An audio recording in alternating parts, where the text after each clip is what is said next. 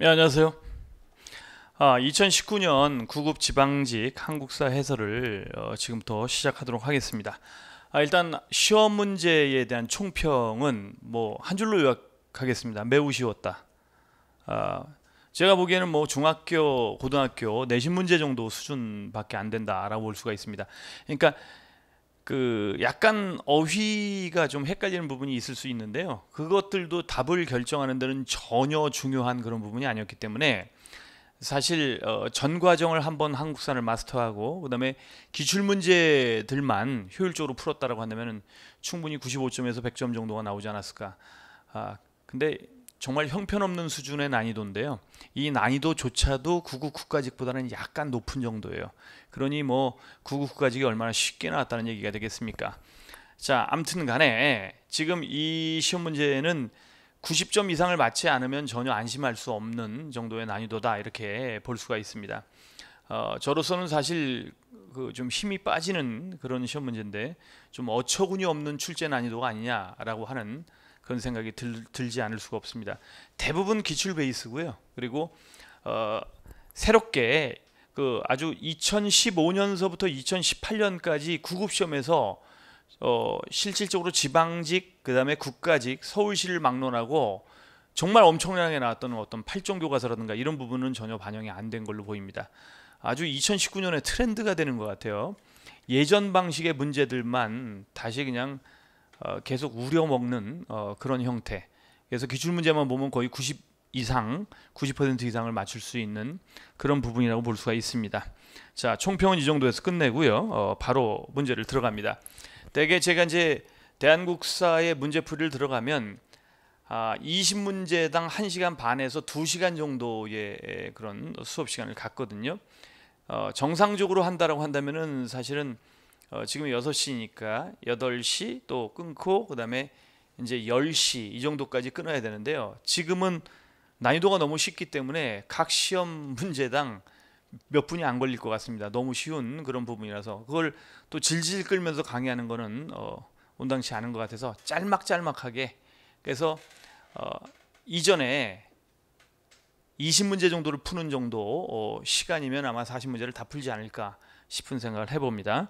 먼저 지방직 1번부터 들어갑니다. 가나 국가에 대한 설명으로 옳은 것은 이라고 됐습니다. 그 나라의 혼인 풍속에 여자의 나이가 10살이 되면 서로 혼인을 약속하고 신랑 집에서는 그 여자를 맞이하여 장성하도록 길러서 아내로 삼는다. 민며느리제잖아요. 그럼 이 민며느리제라고 한다면 어디입니까? 옥저. 그죠?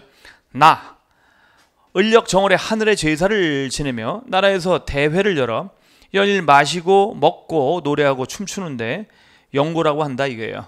이게 뭐 북을 치면서 귀신을 맞아들인다. 그래서 영고 환영한다 할 때 영자에다가 북고자를 써서 영고라고 한다고 그러죠. 12월 달에 영고 하면은 어디입니까? 부여를 얘기하는 것이죠. 그죠? 자, 그러면 가는 옥저, 나는 부여가 되겠네요. 가 무천이라는 제천행사가 있었다. 무천이라는 제천행사가 있던 나라는 어떤 나라입니까? 동해죠. 동해. 그 다음에 게르보 집단이 권력을 장악했다. 5부족, 게르보, 소노부, 전노부, 순노부, 관노부 5개 부족이 있는 집단은 바로 고구려가 되겠죠. 그 다음에 사출도라는 구역이 있었다. 3번이죠. 정답은요. 그 다음에 철이 많이 생산되어 낙랑과 외에 수출했다. 사만 중에서도 정확히 얘기하면 변안이죠. 그리고 이 지역은 나중에 이제 가야가 되는 거 아닙니까? 가야로 개편이 됩니다. 일단 난이도는 극하 정도가 되겠습니다. 이건 거의 중학교 내신 문제보다도 못하죠. 초등 내신 문제라고 하면은 딱 맞을 정도의 그런 수준이 되겠습니다. 2번 갑니다. 나시기에 발생한 사건을 옳은 것은 백제왕이 병력 3만을 거느리고 평양성을 공격해서 왔다. 왕이 출병하여 막다가 날아오는 화살에 맞아 서거하였다. 이거 누굽니까? 고구원왕이잖아요. 근초광의 공격으로 고구원왕이 371년 10월 겨울에 10월인데 이제 음력 10월이니까 초겨울 정도였던 걸로 보입니다. 그래서 이때 당시에 이제 전사를 했다는 얘기가 되겠고요. 371년 겨울이죠. 10월. 왕이 보병과 기병 5만을 보내 신라를 구원케 하였다. 남거성을 통해 신라성에 이르렀는데 그곳에 왜가 가득했다. 관군이 도착하자 외적이 퇴각하였다. 이거 서기 400년이잖아요. 영락 10년 경자년. 그죠? 그러면 371년서부터 서기 400년 사이의 일인데요. 이것도 난이도는 극합니다. 왜냐하면 이런 식의 시험 문제는요, 기출문제에 너무 많이 들어있죠.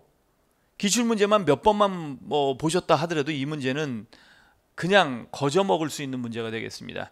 그죠? 자, 그러면 요식이라고 했는데요. 371년서부터 400년 사이인데요. 1번 태학을 설립하고 율령을 반포했다. 소수리왕이잖아요. 그죠? 태학을 설립한 게 372년. 그 다음에 율령 반포가 373년 아닙니까? 정답은 1번이에요. 평양으로 도읍을 옮겼다? 427년. 장수왕 때 아닙니까? 5세기 초. 그 다음에 한성을 함락한 건 475년이죠. 그러면 다시 한번 말씀드리거니와 평양으로 도읍을 옮긴 건 427년이고요. 그 다음에 한성을 함락시킨 것은 475년. 모두 장수왕 때 일이죠. 관구검이 이끄는 위나라 군대의 침략을 받아가지고 오히려 서한평을 공격했다가 위기에 빠졌다. 동천왕이 서쪽으로 가서 실패했다. 제가 이제 우스갯소리로 이렇게 얘기를 했는데 이건 3세기 동천왕 때니까 가 이전이 되겠네요. 자, 그 다음에 왕이 직접 말갈병사를 거느리고 요소지방을 공격했다. 이런 문장들은 헷갈릴 수 있습니다. 그런데 이게 헷갈린다 하더라도 답이 안 보이는 건 아니잖아요. 그죠? 왕이 직접 말갈병사를 거느리고 요소지방을 공격했다라고 써 있는 거는 바로 영양왕이에요. 요소를 선제 공격한 거예요. 영양왕. 그죠? 그래서 요소를 선제 공격했다가 이제 수나라의 1차부터 4차의 침입을 모두 영양왕 때 받는 거 아닙니까? 그죠? 그래서 요거는 이제 5세기 말 상황이다. 이렇게 보시면 되겠네요. 6세기 말이죠. 죄송합니다. 6세기 말 상황이고요. 바로 7세기로 넘어가는 그런 과정이 되는 거예요. 그래서 정답은 1번이 되겠고요. 3번 갑니다. 이 문제도 참 좀 어이가 없는 그런 부분입니다. 통일신라의 경제 상황에 대한 설명으로 옳지 않은 것은 왕경에 서시전과 남시전이 설치되었다. 서시와 남시가 설치되고 서시전과 남시전이 설치되는 건 효소왕 때 아닌가요? 신문왕 때. 그죠? 어아주, 조아주 등 고급 비단을 생산해서 당나라에 보았다. 예전에 굉장히 시험 문제 많이 나왔던 부분입니다. 그죠? 근데 2번을 모른다 하더라도 12법과 이양법의 발달로 농민층에서 광작의 성행에 따라고 한다면 이건 조선 후기 상황이잖아요. 광작. 그죠? 정답은 무조건 4번이에요. 촌락의 토지결수, 인구수, 소화 말해수 이거는 민족문서잖아요. 그러니까 2번의 그 비단 얘기를 잘 모른다 하더라도 그죠?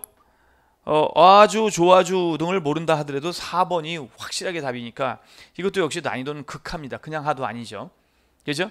이걸 모른다라고 한다면은 국사를 아예 중학교 때 배우고요. 거의 한 7, 8년 안 배우다가 시험을 바로 봤어요 라고 하는 것밖에 안 되는 거예요. 이걸 틀렸다고 한다면. 아닌가요? 여러분들 공무원 시험의 베이스 중에서도 가장 낮은 부분이죠. 4번의 난이도가 좀 있습니다. 요거는 난이도가 낮다고 볼 수가 없습니다. 난이도는 중상 정도가 돼요. 자, 왜냐하면 기역, 의방유치가 세종 때 나온 거거든요. 그 다음에 동의보감, 요건 광해군 때 나온 것이고, 향약구읍방은 요건 여러분들 제가 이제 수업 시간에 많이 얘기를 하는데요. 향약구읍방이라고 하는 게 고려 때 만들어진 최초의 본격적인 이제 의학서잖아요. 근데 요거는 대장도감에서 가능했다는 얘기를 많이 했었어요. 수업 시간에. 대장도감이라고 한다면 8만 대장경을 만들었던 그 기관이죠. 그러니까 정확히 얘기하면 몽골 침략기 고종 때 만든 거예요. 그죠? 몽골 침략기가 고려 고종 아닙니까? 몽골의 모든 침략이 고려 고종 때, 고종이라는 임금이 47년을 제외했기 때문에 그렇게 돼요. 그럼 무조건 디귿이 앞설 거예요. 그 다음에 향학십성방이 세종이란 말이죠. 그러면 디귿이 제일 앞서고 니은이 제일 늦어요. 근데 이게 뭐냐면은 3, 4번에 들어있지 않습니까? 그러면 세종 때 편찬한 향학십성방과 그 다음에 의방유치 사이의 그런 부분 아닙니까? 그죠? 이 부분은 정말 많이 헷갈릴 수 있는 부분이죠. 그래서 난이도가 중상 이상은 되는데요. 자, 향약집성방이라고 하는 게 이제 세종 전반기에 편찬된 책이 되겠습니다. 세종 15년에 편찬된 책인데요. 이걸 편찬한 다음에 세종은 항상 이런 식이에요. 뭘 하나를 만들어 놓으면 그 다음에 가서 그걸 집대성하는 그런 얼개를 다시 잡는 그런 부분인데요. 향약 집성방을 만든다면은 의학 백과사전을 만들어 봐 라고 얘기를 한 거죠. 그래서 의방유치라고 하는 의학 백과사전이 세종 27년에 완성됩니다. 그러니까 12년 뒤에 완성되는 거죠.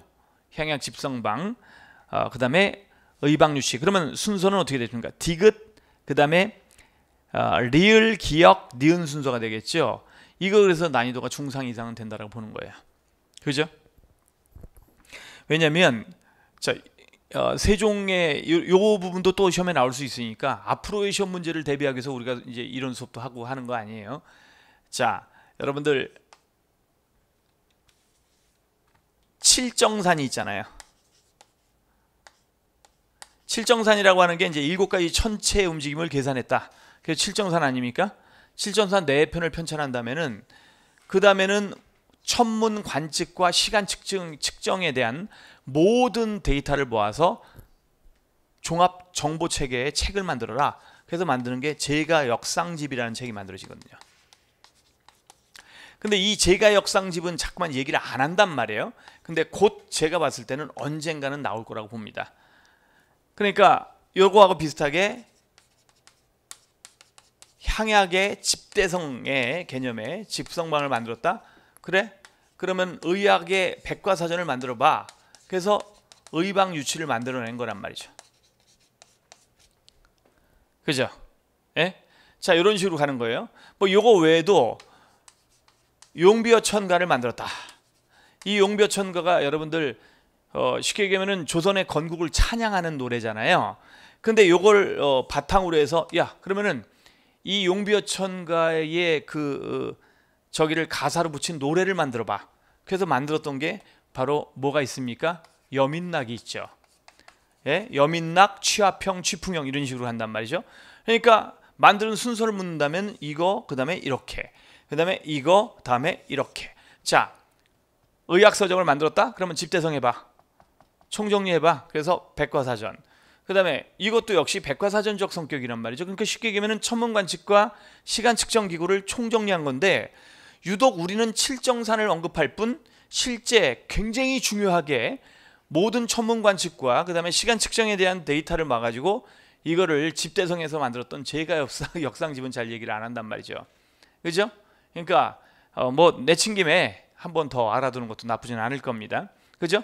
다시 한번요. 용비어천가에 곡을 붙인 게 뭐라고요? 그게 여민낙인 거예요. 그것도 순서 문제가 나온다면 바로 맞출 수가 있어야 되는 것이죠.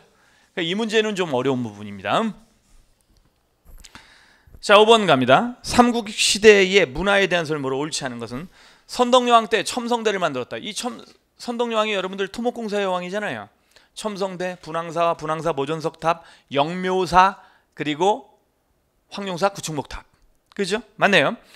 목탑 양식의 미륵사지 석탑이 백제에서 건립됐어요. 그죠? 무왕 때 만들었다라고 알려져 있죠. 자, 가야 출신의 우르게 의해서 가야금이 신라에 전파된 거는 바로 진흥왕 때 아닌가요? 그죠? 진흥왕 때. 사신도가 그려진 고구려의 강서대면은 돌무지 무덤에 돌무지 무덤은 여러분들 벽화 무덤이 없어요. 그죠? 사신도 고분벽화. 고구려의 고분벽화는 100% 굴식돌방 무덤 아니던가요? 그죠? 그 다음에 제가 항상 얘기하잖아요. 고구려의 고분벽화가 120여 개, 그 다음에 백제는 2개, 신라는 하나에서 2개로 추정, 그 다음에 가야는 하나. 그죠? 자, 그런데 백제에는 이제 굴식돌방 무덤에서 한 점, 그 다음에 벽돌 무덤에서 송산육흡은 하나. 그죠? 그 다음에 발에도 역시 벽돌 무덤인 정효공주묘에 이제 인물상의 벽화가 그려져 있다 이게요. 그죠? 그래서 이거는 틀린 게 사신도가 그려진 강서대면은 굴식돌방 무덤으로 축조되었다. 이래 맞아요. 그게 틀린 거죠. 바로 돌무지 무덤이라고 표현한 게 틀린 거죠. 이것도 난이도는 하입니다. 그죠? 자, 그 다음에 6번 갑니다. 이렇게 난이도가 쉽다고 해서 완전히 좋아할 필요는 없는 거예요. 왜냐면 개나 소나 다 점수가 나온단 말이죠. 그러면 이게 무슨 변별력이 있는 겁니까? 시험 문제가 이딴 식으로 나왔는데. 그죠? 근데 올해는 제가 봤을 때는 979을 막론하고 시험 문제가 다 쉽게 나올 것 같아요. 올해 그런 식의 정보가 자꾸만 들어온단 말이죠. 쉽게 낸다. 국사는 1년 내내 쉽게 낸다. 뭐 이런 식으로. 모르겠어요. 그것이 뭐 그들의 출제자들 마음이니까. 그런데 좀 변별력을 좀 생각해 줬으면 좋겠어요. 그죠? 정말 공부를 열심히 한 사람과 아닌 사람을 구분할 수 있는 그런 최소한의 변별력은 갖춰줘야 그 공부한 사람들의 보람도 있는 거 아닌가요? 그죠? 6번 갑니다. 우리 동방은 옛날부터 중국의 풍속을 흠모하여 문물과 예약이 모두 그 제도에 따랐으나 지역이 다르고 인성도 각기 다르므로 꼭 같게 할 필요는 없다. 특히 거라는 짐승과 같은 나라이므로 풍속이 같지 않고 말도 다르니 의관 제도를 본받지 마라. 이거 훈요 10조잖아요. 그죠? 뭐 특히 거라는 뭐 이런 식으로 가는데, 참, 태조 때의 훈요 10조입니다. 물가 조절을 위해서 상평창을 설치하고 빈민구제를 위해서 의창을 설치했던 사람 누굽니까? 고려 성종이죠. 6대 성종. 그죠? 기인사신관 제도와 함께 과거제를 실시했다. 기인사신관 제도는 태조 왕건 때가 맞습니다. 그런데 과거제를 실시한 거는 광종 아닌가요? 그러니까 두 개가 겹쳐지니까 틀렸죠. 과거제 때문에. 자, 혼인정책과 사성제도를 통해서 호족을 포섭했다. 그죠? 왕성을 하사했던 것이죠. 그래서 김순식이 왕순식이 되고 뭐 이런 식으로 가는 거고요. 사성제도에 의해서. 그 다음에 혼인정책이라고 한다면 호족의 딸 29명과 혼인했잖아요. 그죠? 자, 그 다음에 광군 30만을 조직해서 거란의 침략에 대비한 것은 3대 정종입니다. 그러니까 정답은 3번. 이것도 난이도 극하. 그럼 난이도가 지금 높았던 거는 4번 한 문제밖에 없네요. 여태까지 푸는 동안에. 자, 7번 갑니다. 기역 리을에 들어갈 인물로 바르게 연결된 것은, 이것도 난이도가 하입니다. 심편제종 교장총록, 이걸 바탕으로 해서 한때 속장경기라고 불렸던 교장을 불교 주석서로 편찬했던 사람은 의천입니다. 그죠? 의천. 그 다음에 니은, 원의 불교인 임재종을 들여와서 전파시켰다고 한다면 이 사람은 원증국사 보우 아닌가요? 공민왕 때의 승려잖아요. 보우. 그죠? 자, 그 다음에 그럼 벌써 답이 나온 거예요. 디귿, 백년사라고 하면 요새잖아요. 그리고 리을은 모구자 수심결을 지어서 마음을 닦고자 하다. 이 수심결이라고 하는 게 이제 마음을 닦는다는 얘기인데요. 닦을 숫자를 써갖고 수심결이잖아요. 이건 이제 기출문제에 굉장히 많이 나왔었는데요. 수심결이요. 사료로 많이 나왔어요. 여기에 정해쌍수, 그 다음에 이제 도노점수, 이 내용이 들어가 있는데요. 앞에 모구자라고 하니까 이제 헷갈린 거죠. 그냥 수심결이 아니라 모구자는요. 쉽게 얘기하면은 뭐냐면은 진울의 호나 마찬가지예요. 진울이 스스로를 모구자라고 했거든요. 그래서 모구자 수심결이라고 하니까 이제 헷갈린 거죠, 여러분이요. 근데 헷갈릴 것도 없죠. 기역, 니은, 디귿이 그냥 답이 하나로 드러내는데 이걸 못 맞춘다면 이것도 역시 난이도 극합니다. 사실은요. 그리고 이제 1번의 수기. 제가 한 번도 모의고사를 내지 않다가 한 번 수기를 낸 적이 있습니다. 올해 들어와서 수기를 한 번 내봤는데 수기를 냈던 거는 요 사람이 이제 뭐예요? 몽골 침략기 때의 인물인데 요 사람이 어떤 역할을 했냐면 이 사람이 이제 개태사라는 절의 주지였는데 바로 팔만대장경, 제조대장경의 교정을 받던 승려로 유명하거든요. 그런데 수기가 다시 찾는 우리 역사에도 언급이 돼 있고 그래서 한 번 제가 모의고사를 한번 출제를 해봤습니다. 근데 제 모의고사가 훨씬 어려워서 그랬었는데 그 수기가 들어갔다고 그래도 뭐 답은 그냥 의천으로 나오죠. 그죠? 심편제종 교장총록이라고 한다면 수기가 될 수 없죠. 수기는 뭐 한 사람이라고요? 앞으로 시험에 나와도 알아두세요. 아니 왜냐면 이렇게 딱 이름이 나온 사람을 다음 시험에 바로 그 사람의 업적을 내거든요. 자, 이 사람은 제조대장경을 뭐 한 사람이라고요? 교정한 사람이다 이게요. 그 제조대장경은 몽골 침략기 때 팔만대장경을 얘기하는 것이고요. 됐습니까? 뭐 개태사 주지답 필요 없어요. 자, 그러면 정답은 3번. 이것도 난이도 극하. 8번 갑니다. 다음 정책을 추진한 구광대에 있었던 사실로 옳은 것은 옛적의 관가의 노비는 아이를 낳은 지 7일 후에 입역하였는데 아이를 두고 입역하면 어린아이에게 해로울 것이라 걱정해서 100일간의 휴가를 더 주게 하였다. 그러나 출산에 임박하여 일하다가 몸이 지치면 미처 집에 도착하기 전에 아이를 낳는 경우가 있다. 만일 산기에, 제가 지금 노안이라서요, 산기에 임하여 1개월간의 일을 면제해주면 어떻겠는가? 가령 저들을 속인다 할지라도 1개월까지야 넘길 수 있겠는가? 상정소로 하여금 이에 대한 법을 제정하도록 하라. 요 부분은 제가 이제 교재에도 당연히 뭐 요약본이든 기본서든 담았고요. 그다음에 시험 문제 모의고사는 두 문제를 냈어요. 두 문제를 냈는데 사실 이 문제 한번 냈다가 학생들한테 요걸 바가지로 먹었어요, 제가. 자, 이 문제 출제 시기는 2018년도에 한 문제, 2019년도에 한 문제를 냈어요. 모의고사로. 그리고 모의고사 문제집에 들어있기도 한데요. 세종이죠.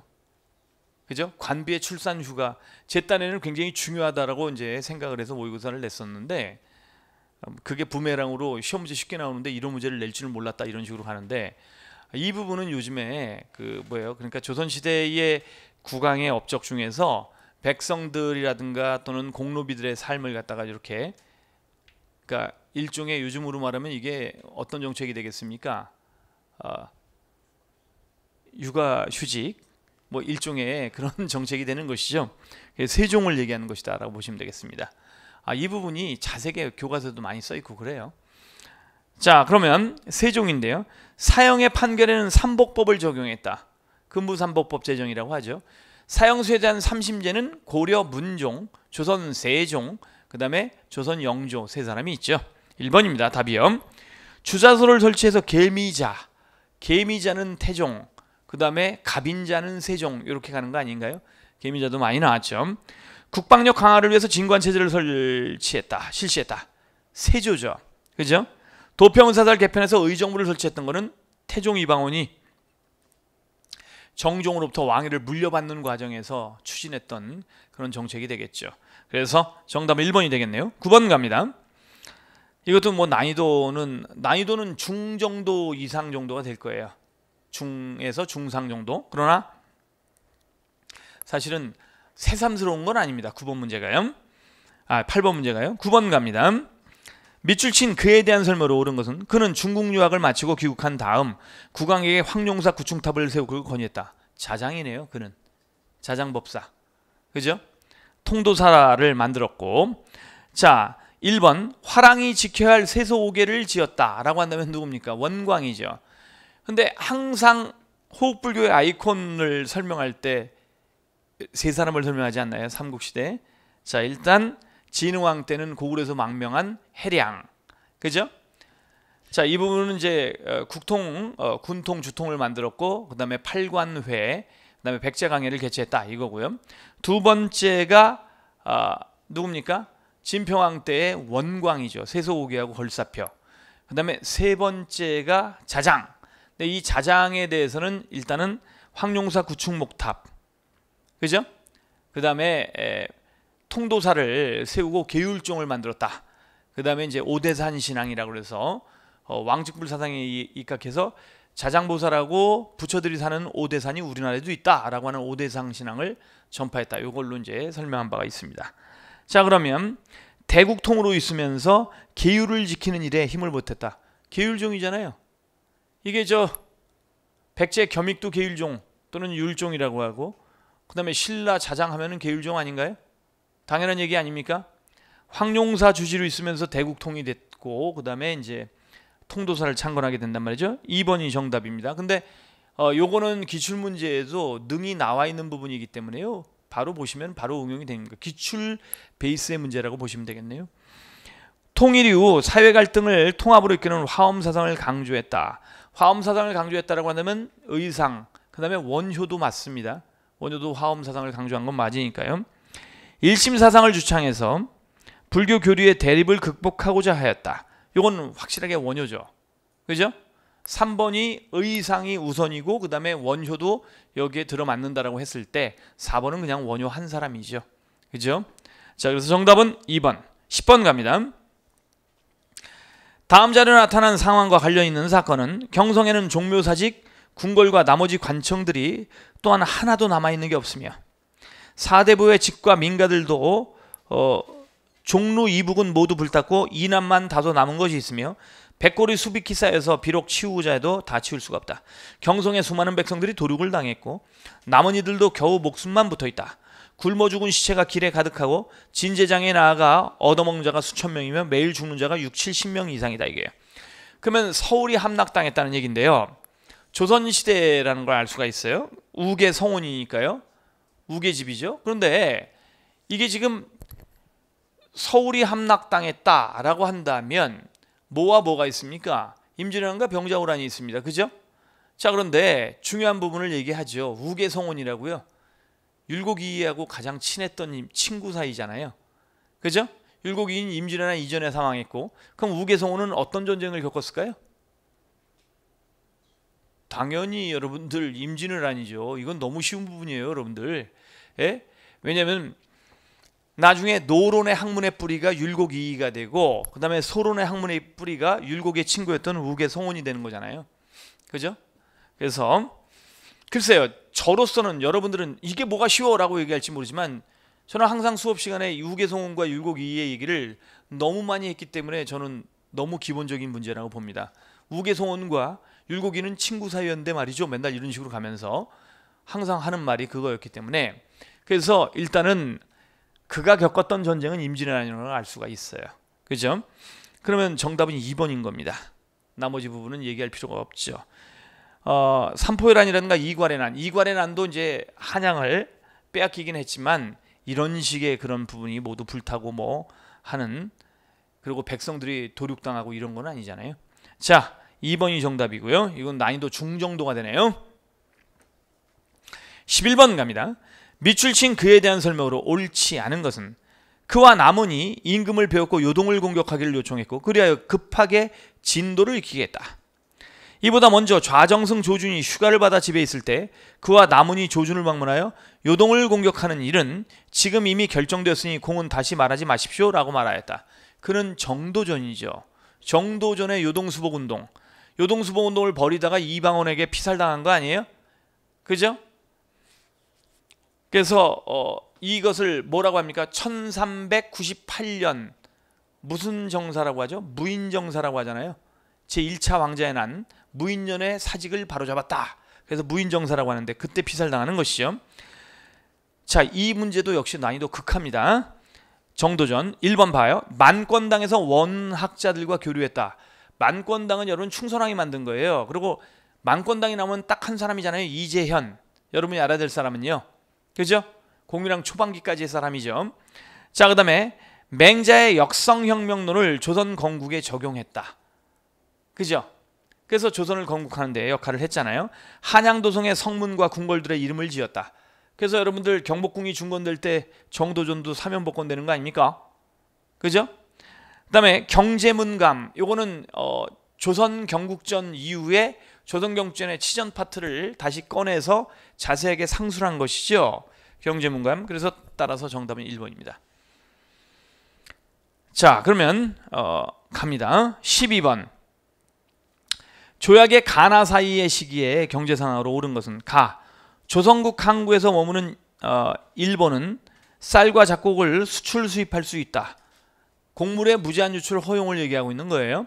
나. 일본국 정부에 소속된 모든 선박은 무항세, 항세를 납부하지 않는다. 이거는 강화도 조약의 부속 조약이었던 1876년 2월 달이 이제 강화도 조약인데, 제가 항상 강화도 조약은 분리시켜서 설명하죠. 본 조약과 부속 조약이 분리돼서 수호 조건과 통상 조건이 분리되는 조약이다라고 얘기하죠. 다른 나라의 조약들은 조미 수호 통상 조약, 조영 수호 통상 조약, 외교 관계를 맺는 수호 조건과 통상 조건이 본 조약에서 체결되는데 얘네들은 분리돼 있다 이게요. 그래서 수호 조건에서 통상을 한다는 원칙만을 제시하고 그 다음에 통상 조건은 분리돼서, 여러분 강화도 조약이 1876년 2월 달이거든요. 그런데 통상 조건은 8월 달에 분리돼서 자, 무역규칙이라는 이름으로 나옵니다. 이 무역규칙이 바로 보통 통상장정이라고 불리는 것이죠. 그래서 요거는 강화도 조약 본조약이 체결된 지 6개월 뒤에 체결되는 거예요. 그죠? 조일소 조규 불혹하고 동시 같은 날 비준이 되죠. 여기에 내용은 뭡니까? 자, 일단 곡물의 무제한 유출 허용,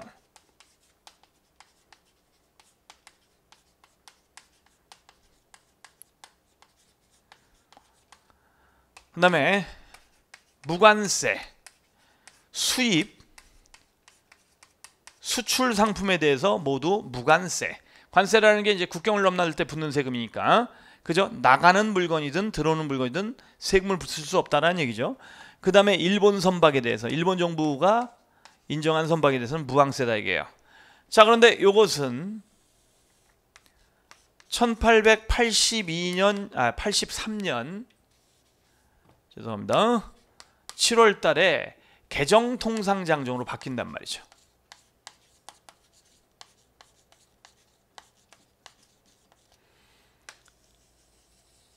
자, 일단 요 개정통상장정으로 바뀌었을 때 내용이 뭐냐?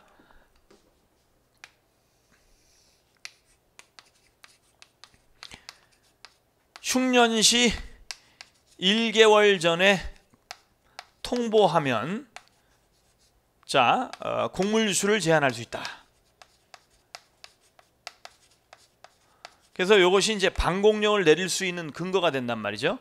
근데 실질적인 방공령들은 이제 89년도를 기점으로 해서 본격적으로 나옵니다만, 그다음에 요거는 그러니까 이게 제 37칙인데, 그다음에 요거는 뭐예요? 협정관세로 바뀐단 말이죠. 개항장을 중심으로 해서 협정관세로 바뀌고요. 무항세는 언급이 없죠. 대신 일본 애들이 하나 이렇게 조선에게 양보하면서 따냈던 게 최국대구가 있죠. 최국대구는 이익균점에 올리잖아요. 다른 나라에게 베풀어진 이익을 우리도 균등하게 점유할 수 있다 이건데요. 이걸 따내기 위해서 이것을 양보한 것이죠. 그러면 가와 나 사이라고 한다면 1876년서부터 1883년까지 사이의 얘기를 하는 겁니다. 요거는 난이도가 상입니다. 메가다 재정고문이 화폐정리 사업을 시도했다. 그나마 제가 많이 쳐줘서 상인 거예요. 제 수업을 들은 학생들이 이거 못 풀었다라고 한다면 저는 가만두지 않을 겁니다. 제 수업을 이 파트를 들은 사람들이 만약에 이걸 틀렸다라고 한다면 저는 진짜 용납하지 않아요. 네, 요만큼도. 왜요? 너무 철저하게 설명하기 때문에 이 부분을요. 그죠? 자, 메가다의 재정고문의 화폐정리사업은 1905년이잖아요. 그죠? 그 다음에 해상공국의 폐지 등을 주장한 갑신정변, 이건 해상공국 폐지가 갑신정변 개혁정강 14조 아닌가요? 84년이죠. 자, 그 다음에 양화진의 청국인 상점을 허용하는 조약이 체결됐다. 이게 조총상민수령 무역장정인데요. 조총상민수령 무역장정은 1882년 8월 23일, 음력 8월 23일, 양력 10월 4일이라고요. 제가 양력, 음력을 다 설명하는 상황이죠, 이거를. 그러니까 3번이 정답이네요. 함경도의 방공령 사건이라고 한다면은 이건 1889년에서 90년으로 넘어가는 시기란 말이죠. 정확히 얘기하면 1889년이고요. 그 다음에 90년으로 넘어가면서 이것이 이제 다시 방공령 사건으로 더 크게 비화가 됩니다. 일단은 1889년 하반기예요. 그죠? 자, 그래서 정답은 3번이 되겠습니다. 13번 갑니다. 대한제국 시기에 추진된 정책으로 옳지 않은 것은 시위대와 진위대를 증강했다. 맞습니다. 황실호위부대 증강과 더불어서 시위대를 재설치하고 진위대를 증강했죠. 독립신문의 창간을 지원했어요. 국가가 독립신문의 창간을 지원한 건 맞아요. 근데 독립신문은 1896년도에 창간됐고요. 대한제국은 1897년도에 만들어집니다. 그러니까 독립신문을 국가가 지원한 건 아관파천 시기예요. 아시겠죠, 여러분들? 그러니까 이건 난이도는 상 정도는 아니고 중급 정도가 됩니다. 자, 화폐제도의 개혁과 중앙은행의 창립을 추진하였다. 이것도 맞고요. 근데 실패했죠.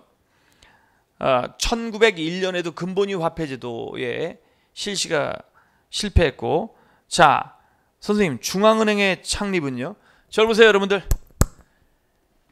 독자적으로 중앙은행의 그것이 안 되니까 결국 메가다, 재정고문 메가다의 건의를 받아들여서 일본의 상업은행인 제1은행에게 대한제국의 중앙은행의 역할을 맡기고 화폐를 발행했었던 거 아닙니까? 그죠? 예? 그러니까 이것도 맞는 얘기죠. 황실재정을 담당하는 내장원의 기능이 확대돼서 국가재정을 분리시켰죠. 황실재정과 그 다음에 정부재정을 분리시켜서 재정의 일원화에 역행했던 거 아닙니까? 이게 이제 광무개혁의 내용에 들어있지 않습니까? 이것도 사실은 난이도 중급 정도가 되고요. 쉽게 풀 수 있는 문제입니다. 수업을 들으셨다는 전제라고 한다면 워낙 요 포인트를 강조하기 때문에요. 그죠? 거의 수업 시간에 이게 거의 핀포인트 제거가 돼가지고 정확하게 꽂히잖아요. 정확하게 이 부분을 향해서 던져서 그대로 꽂아놓는 성격 아닙니까? 수업이. 그러니 이걸 틀린다는 것도 역시 용납이 안 되는 부분이라고 볼 수가 있습니다. 자, 14번 가요. 조선 후기 서학과 관련된 설명을 옳지 않은 것은 이승훈이 북경에서 영세를 받았어요. 만약에 이승훈이 죽은 시기를 묻는다면 조금 애매했을 거예요. 근데 이미 이승훈이 언제 죽었는가는 기출문제로 나온 적이 있거든요. 이승훈은 이제 정조 때에 천주교 신자라는 걸 공인받은 게 아니라 이제 그것이 밝혀져 가지고 문제가 됩니다. 근데 이 사람은 이승훈은 1801년 신유박해 때 처형당하거든요. 그죠? 이미 신유박해에서 처형당했다는 게 시험에 나온 적이 있는데 이 시험 문제는 그것도 아니잖아요. 그냥 이승훈이 영세를 받았다 이것만 나오고 있지 않습니까? 그러니까 난이도가 어려운 건 아니죠. 윤지충 사건을 계기로 해서 기해박해가 일어났다고요. 윤지충 사건이라고 하는 것은 여러분들 정조 파트를 수업을 들었다라고 한다면 자 보세요. 신해통공이 일어났던 1791년 신해통공을 주도했던 사람이 누굽니까? 남인의 영수였던 최재공이란 말이죠. 최재공 독상체제라고 해서 최재공 한 사람만 좌의정으로 임명하고 영의정과 우의정을 임명할 사람이 없다고 해서 임명을 안 했단 말이죠. 그래서 남인의 강경파였던 최재공이 이끄는 단독재상체제가 16개월 동안 지속이 되면서 신해통공이다 뭐다 이런 개혁이 추진되니까 이걸 방해할 목적으로 노론 벽파들이 뭐예요? 최재공이 남인이니까 최재공 단독재상체제를 허물기 위해서 남인들 중에 천주교도들이 특히 윤지충이라는 사람이 자기 어머니의 신주를 불태웠다라고 해서 공격을 해가지고 결국 그 해에 신유박해라는 사건이 일어나면서 신해박해라는 사건, 신해통공이 일어났던 해니까요. 1791년에 윤지충이 사망하잖아요. 그죠? 신해박해가 1791년이죠. 그러면 기해박해는요. 기해박해라고 하는 것은 여러분 1839년 헌종 때입니다. 그죠? 자, 다시 한번요. 윤지충 사건은 윤지충이라는 사람이 사형당한 건 1789년 바로 뭐예요? 신해통공이 일어났던 그 해란 말이죠. 1789년에 1791년이죠. 그죠? 다시요. 1791년 신해년 그 해에 사형을 당한단 말이죠. 그죠? 그러니 기해박해, 헌종 때 일어났던 기해박해하고는 상관이 없어요. 2번이 정답인 거죠. 안정복의 천학문답, 천학고 이거는 이제 천주교를 비판했던 가장 대표적인 것이고 이거 역시 틀려서는 안 되는 부분이죠. 최초의 한국인 신부 김대건이 귀국해서 포교 중 순교했다. 이분은 1846년도예요. 1846년도에 포교를 하고 이제 선교사들이 들어올 수 있는 루트 바다 쪽의 해로를 갖다가 탐색하다가 체포돼서 사형을 당하는데 이 사건을 병5년에 박해가 일어났다고 해서 병오박해라고 합니다. 1846년이 병5년이거든요. 병오박해. 그럼 이것도 구체적인 걸 물어본 건 아니잖아요. 그죠? 그러면 정답은 2번이 되는 거죠. 윤지충과 기해박해. 기해박해 하면은 여러분들 보통 정약용의 조카였던 정하상이 있었던 상제상서 천주교 교리를 옹호했던 요거만 언급이 되는 시기 아닌가요? 그래서 요것도 가장 기초적인 문제다 이렇게 볼 수가 있네요. 15번 갑니다. 다음 같은 강령을 발표한 조직의 활동으로 옳은 것은 건국시기 헌법상 경제체제는 국민 각계의 균등상을 확보 및 민족 전체의 발전 그리고 국가를 건립 보위함과 연한관계를 갖는다. 그러므로 다음에 나오는 기본 원칙에 따라서 경제정책을 집행하고자 한다. 규모가 큰 생산기관의 공구와 수단. 그래서 이제 이런 국유로 한다. 적이 침략하여 점령 혹은 시설한 일체의 사유재범과 부역자의 일체 소유자본 부동산은 몰수하여 국유로 한다.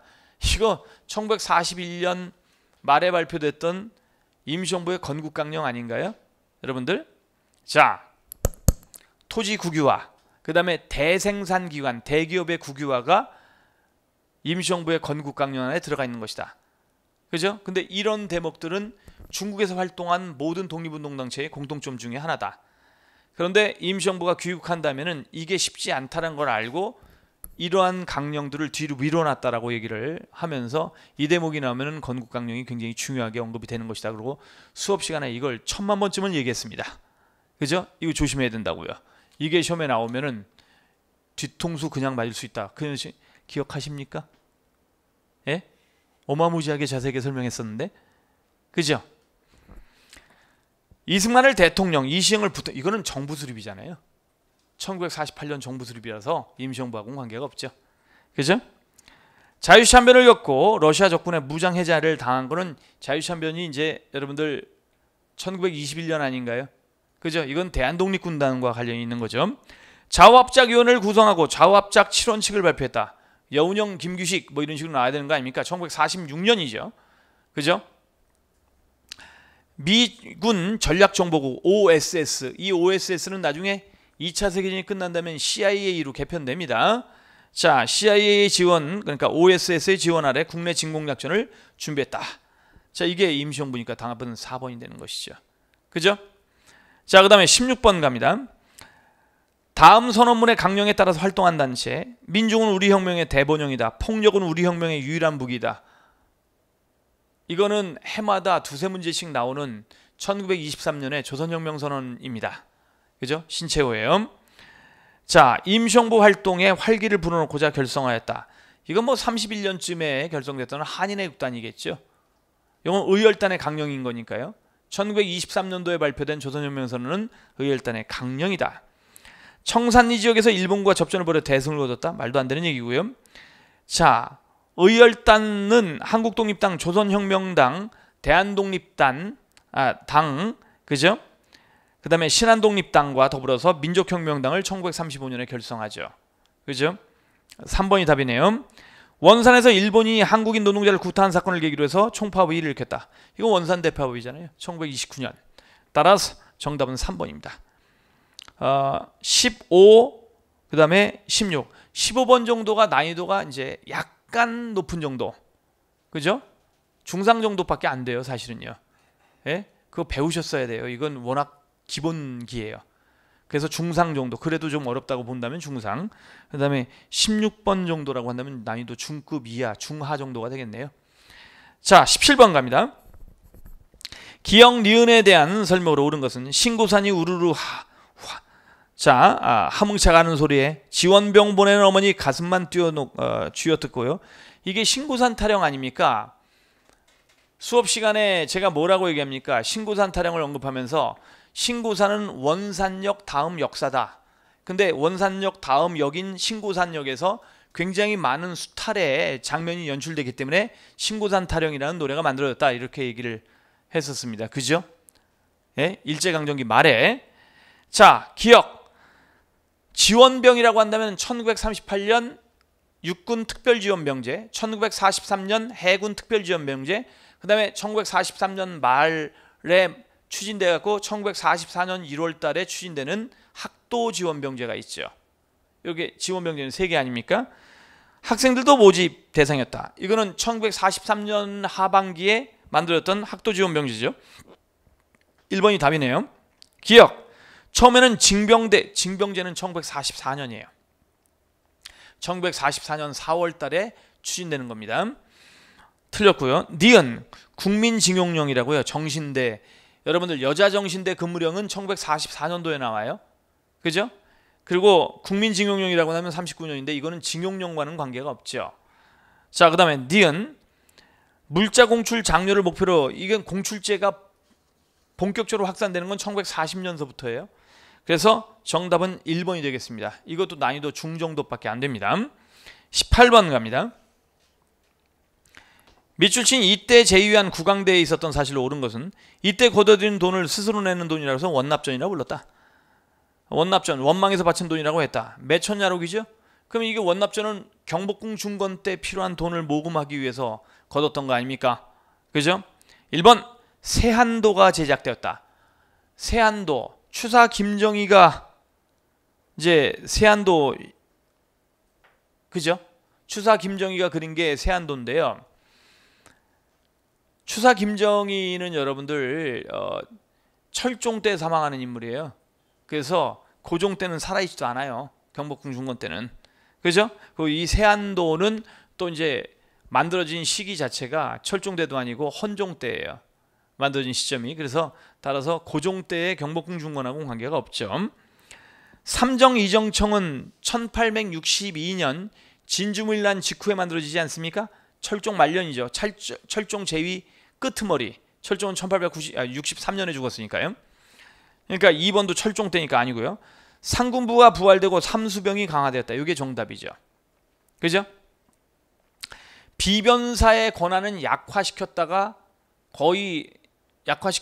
결국 폐지하지 않습니까? 그 다음에 누가? 대원군이에요. 자, 여러분들, 비변사에서 갖고 있었던 행정권은 다시 육조와 의정부로 넘기고, 그 다음에 비변사가 갖고 있었던 군사권은 다시 여러분들 삼군부를 부활시켜서 넘기지 않습니까?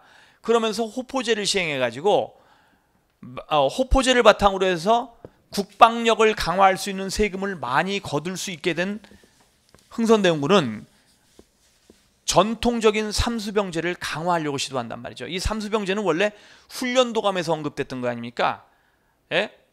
1593년 말에 삼수병제라는 게 이제 척계광의 기후신설을 바탕으로 해서 포수, 사수, 살수 이렇게 만들어졌던 거잖아요.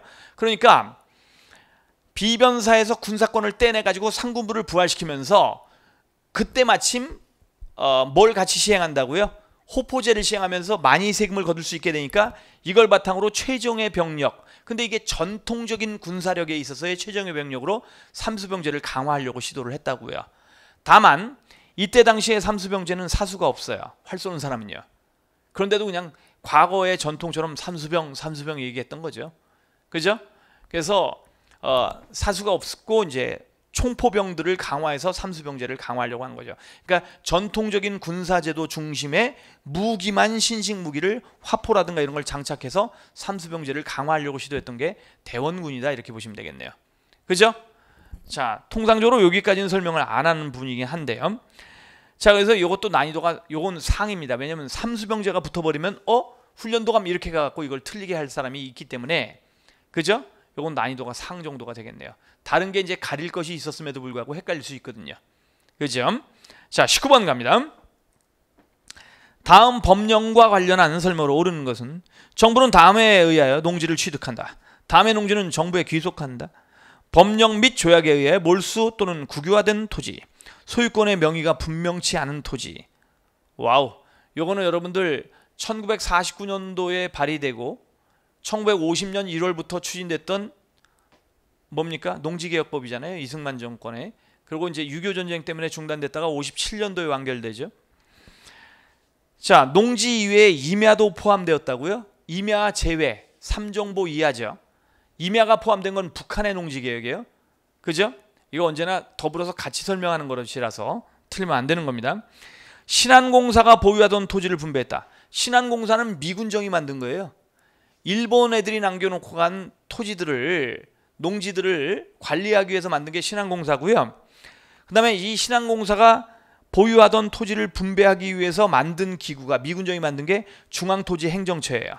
그래서 중앙토지행정처에서 분배 업무를 주무한 거죠. 자, 4번이 정답입니다. 그러니까 2, 3번은 모두 미군정 기구요. 자, 1번은 북한의 농지개혁이에요. 1번은 북한의 농지개혁, 그 다음에 2, 3번은 모두 미군정기에 추진된 것이다. 자, 그러면 4번. 분배받은 농민은 평년 생산량의 30%를 5년간 생활하였다. 기본적으로 유상분배, 자,